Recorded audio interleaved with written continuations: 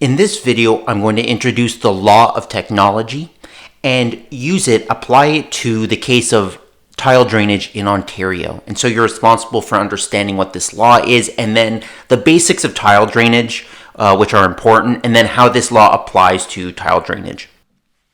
So the law of technology as applied to agriculture or temperate cropping systems was coined by a Australian crop physiologist named Victor Sadras, and you can see his quote here when he talks about agricultural technology. This is more of a social science observation, but it has important implications for cropping system management, and I wanted to run through them with you.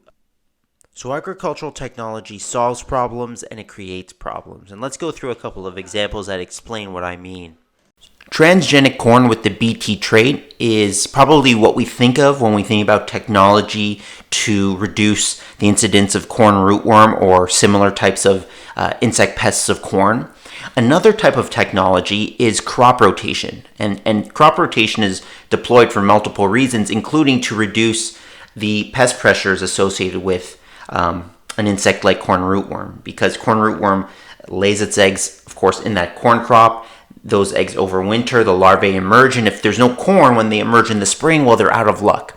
And so rotating out of corn, corn-soybean is a common rotation, or more complex ones with wheat.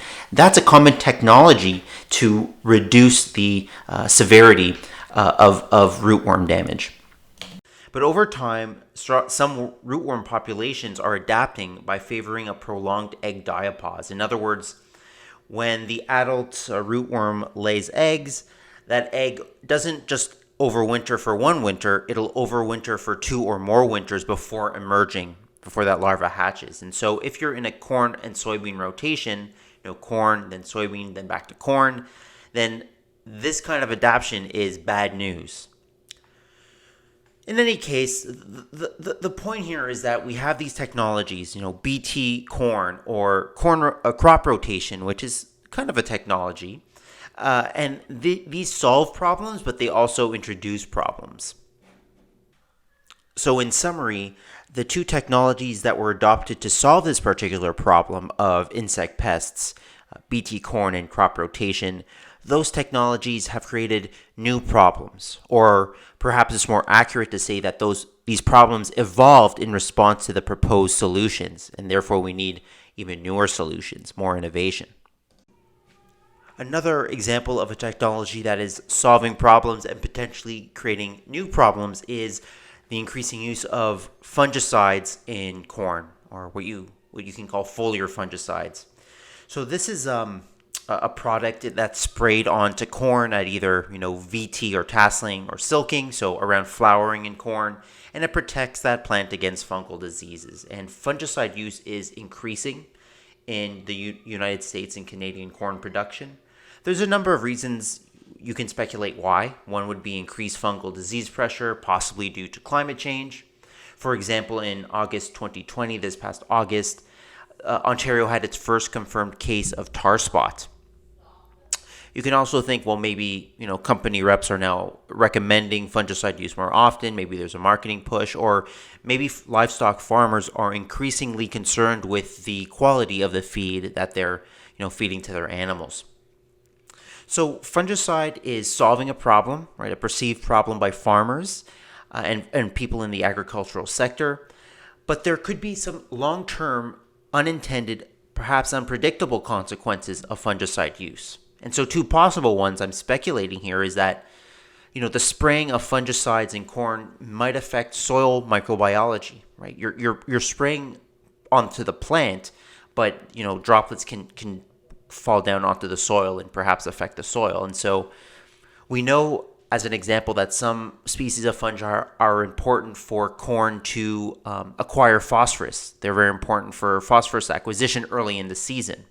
And so maybe in the long run, there's going to be a negative effect on soil fungi that'll in turn affect corn productivity. We also don't know about the effect of fungicides on beneficial endophytes. And these are microbes that live in corn plants, kind of like our microbiome. It's the corn microbiome, and these are bacteria and fungi that they can provide positives to that corn plant, benefits, as well as or be neutral, but they're not like a disease. And we don't know about we don't really know very much about the what you could call the corn microbiome, and so we don't know if we're disrupting any important processes going on in that corn microbiome with the increasing use of fungicides. So these are just some examples that illustrate this point, that technologies will solve problems, but they can create new ones as well. In the early 1900s, I think I got this statistic in 1920, but don't quote me on it. Sometime in the early 1900s, about 25% of all cropped land in North America was dedicated to growing oats. Okay, that's just an astounding number, about 100 years ago. Just that much oats being grown.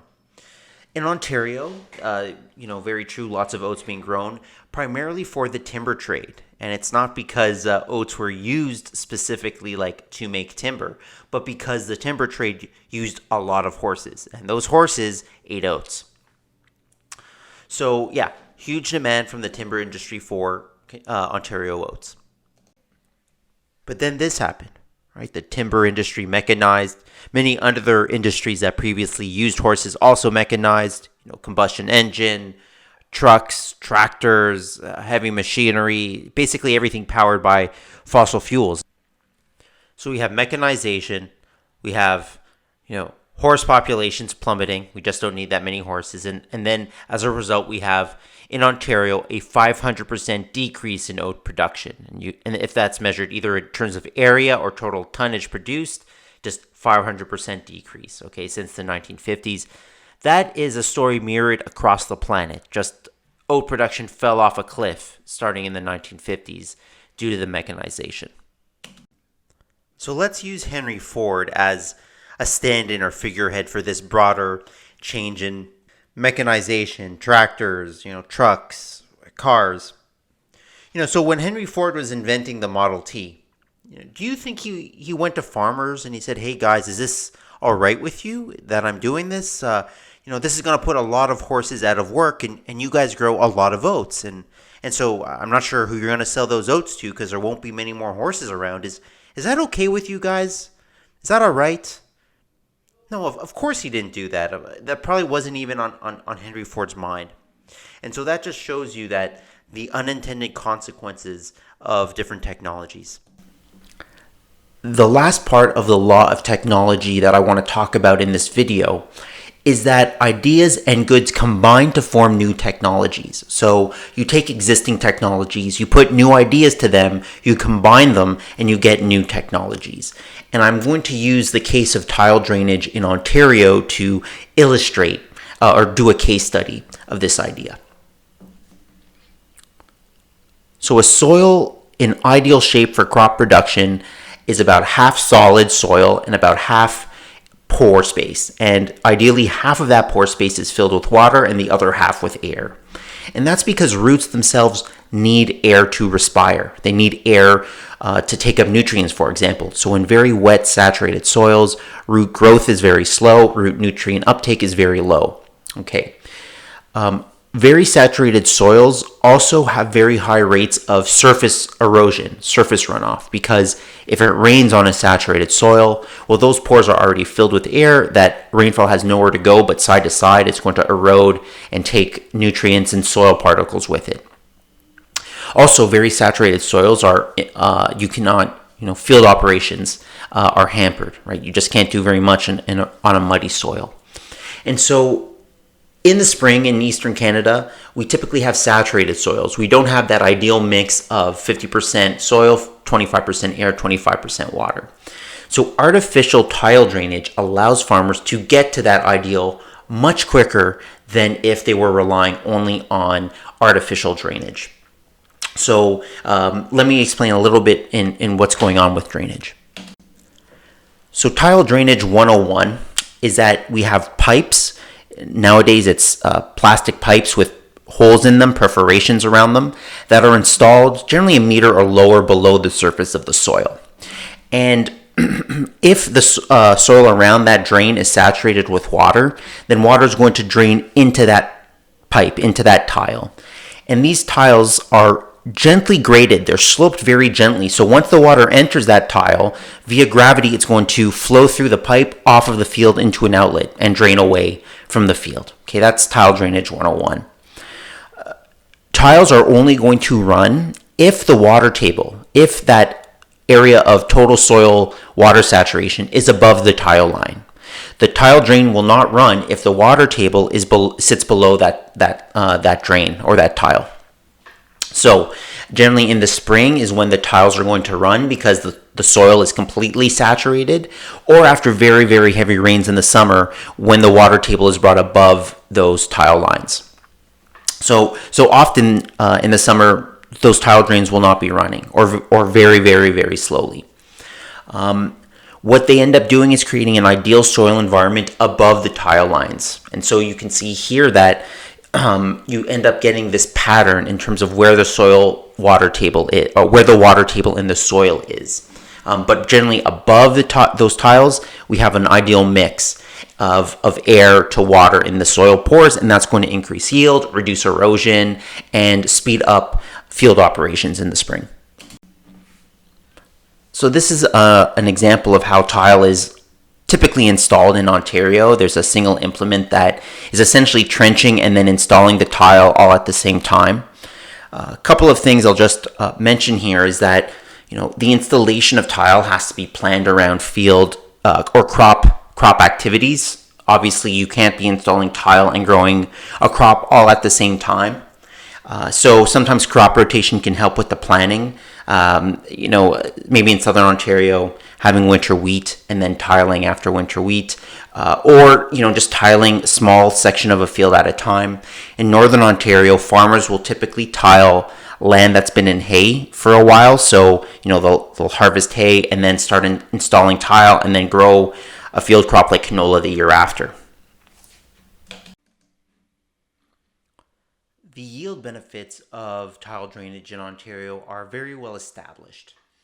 So it's going to, of course, vary from season to season, maybe a little bit, soil texture to soil texture, but this is 20 years of data from AgriCorp across all of Ontario, comparing yield in untiled versus tiled fields.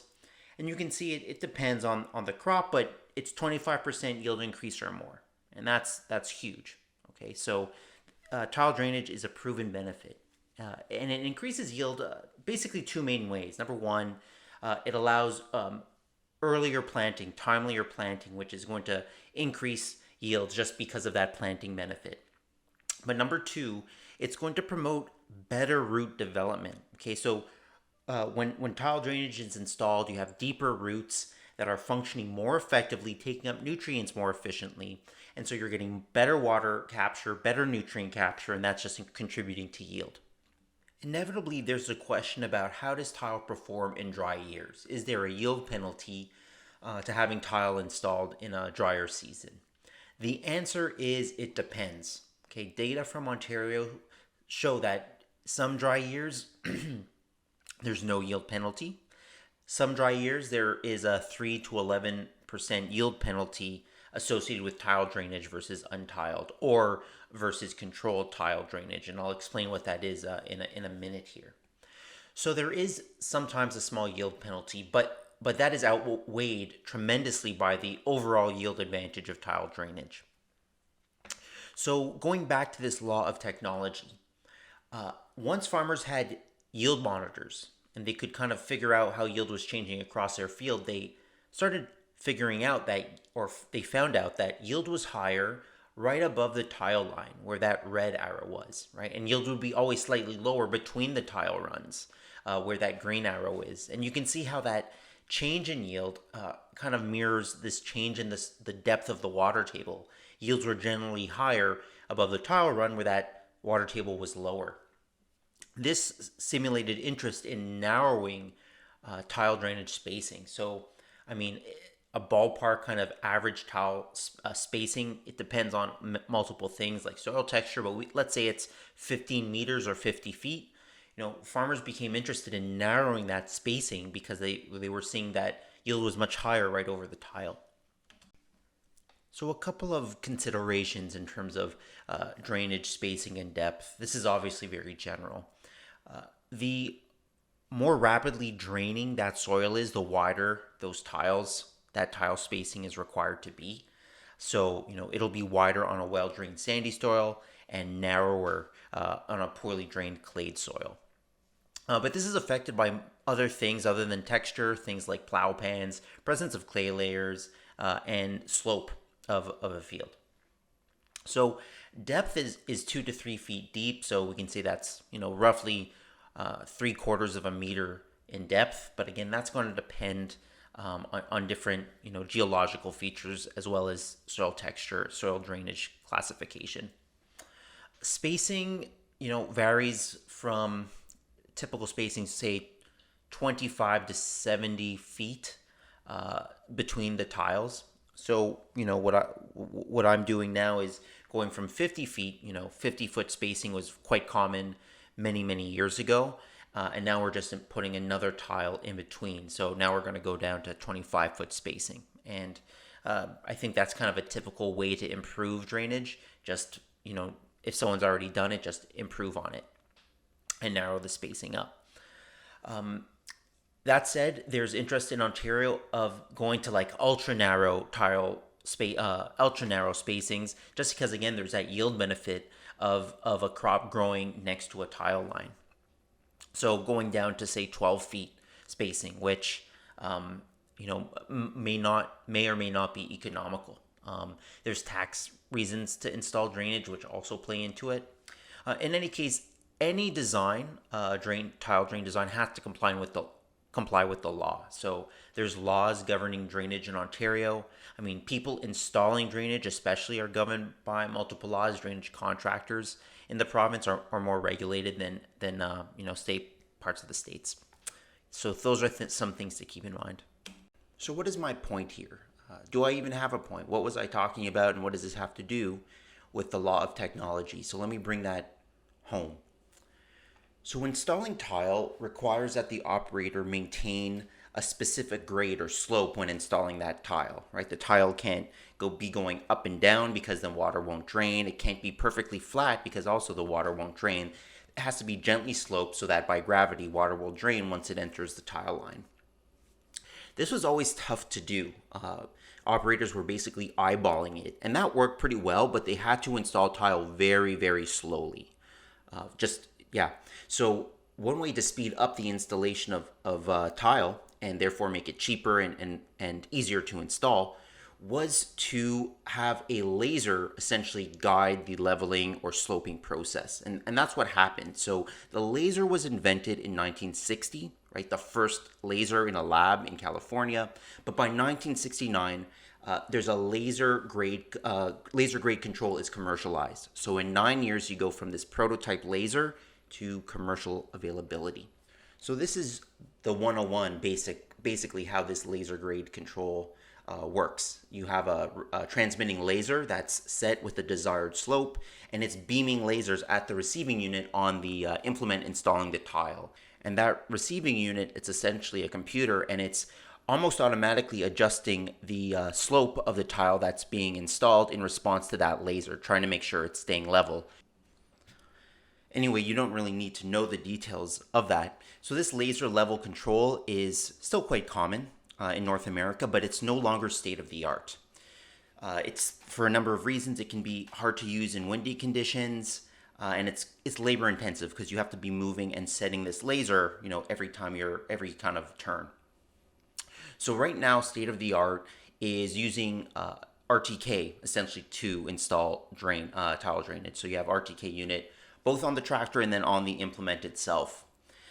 This is pretty accurate, but GPS or RTK is really accurate for side-to-side movement, but up and down, to make sure that the tile's on the right slope, it's less accurate when moving that implement up and down to set the tile slope.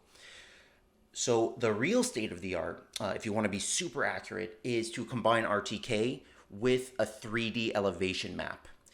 So I'm simplifying here, but basically first you map you get a 3D elevation map of that field, and you combine that elevation map, with the existing RTK system that you have to really accurately control the slope and grade of that tile.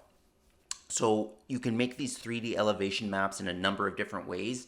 But again, the state of the art, which is just becoming economical for farms to use, is using LiDAR, which is a kind of, it's laser radar to get a really accurate elevation map of a field, and using that for tile installation. So the point here is that Theodore Maiman, that's a photo of him here. He invented the laser in 1960. He did not know, what exactly the laser would be used for. He speculated. Most people, thought, oh, we can blow people up now and blow things up. Like the military applications of the laser was front of mind. But he did not think inventing the laser, this is going to be used for LiDAR and for laser leveling of tile drain installation. So the point here is that innovation, new technologies happen by combining new ideas with existing technology, right? The laser's invented, people figure out how to use it for this application, all right, tile installation. And that took a ton of effort, right? It took private sector innovation.